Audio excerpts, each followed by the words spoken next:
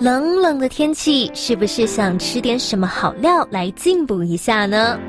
让走过一甲子的松竹号当归鸭暖和你的胃吧。这家开在开山宫右侧的小店，虽然不是很起眼，但走进店内可以发现到工作台上相当整洁，老板已掀开大锅子的锅盖，里头是热腾腾的当归汤，香气逼人。许多人害怕当归汤的药味，但据说这里的当归汤初入口时只有温润的感受，接着还会有回甘的甜味呢。除了当归汤外，别错过这里的火烧虾干面，